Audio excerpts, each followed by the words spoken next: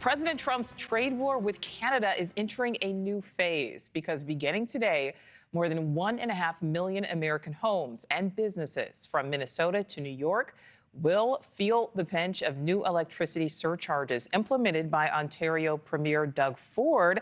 I will be speaking live with Doug Ford later in the show, but this new move comes in response to President Trump's blanket tariffs on all Canadian imports to the U.S. And despite the president pausing a large portion of those tariffs until next month.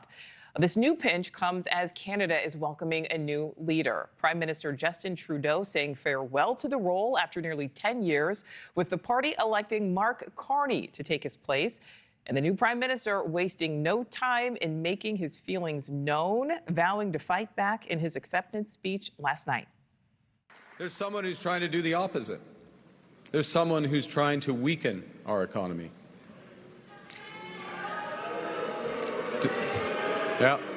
Donald Trump. He's attacking Canadian families, workers, and businesses, and we cannot let him succeed. And we won't. We won't. All right, so all this is leading to economic uncertainty. Take a look at the boards there. Stocks continuing to slide. All three major indices right now are in the red. President Trump, though, downplaying those concerns, telling NewsNation's Robert Sherman the short-term pain will lead to long-term success. What do you say to Americans who have seen their retirement accounts fall in recent day and are getting very nervous about these tariff conversations? Well, I think the tariffs are going to be the greatest thing we've ever done as a country.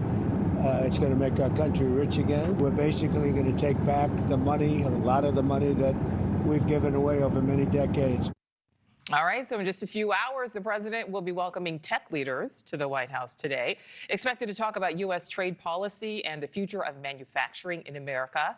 NewsNation's Libbey Dean is live outside the White House covering all of these developments. So, Libbey, the administration insists the plan on tariffs will continue to move forward. Nichole, the White House has really remained consistent with that message that these tariffs are the way to go when it comes to enacting overall policies by using trade and tariffs as a negotiating tool on the diplomacy front. But we've seen a lot of back and forth and a lot of on and off with these tariffs. And while we've seen plenty of tariff threats from the White House, today's tariff threat actually comes from the opposing side, from Canada, who is enacting 25% retaliatory tariffs on electricity to 3 states. And this is going to be talked about at the White House today, Nichole, when tech CEOs sit down for a roundtable with President Trump this afternoon. We know that is on the schedule. All right, so Libby, how is the White House reacting to concerns that this could hurt Americans' bank accounts?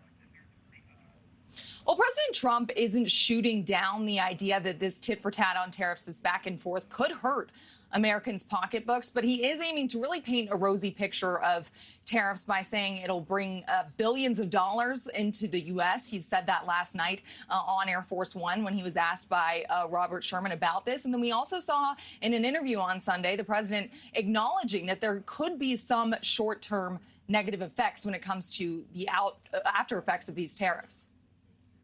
Now we've got tariffs and the market has been going down. Well, not much. I mean, in all fairness, you said, look, we're going to have a disruption, but we're okay with that. Is that what you meant? The stock market going down was the disruption? What other disruption were you alluding to? Look, what I have to do is build a strong country. You can't really watch the stock market. If you look at China, they have a 100-year perspective. We have a quarter. We go by quarters. That's true. And you can't go by that. You have to do what's right. What we're doing is we're building a tremendous foundation for the future.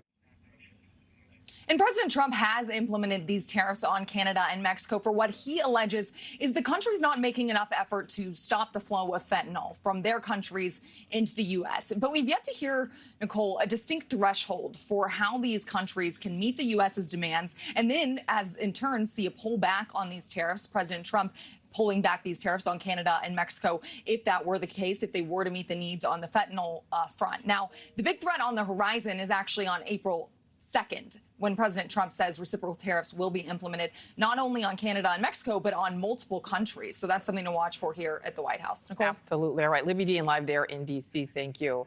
Thanks for watching. Go to joinnn.com to find NewsNation on your screen. And don't forget to click the red subscribe button below to get more of NewsNation's fact-driven, unbiased coverage.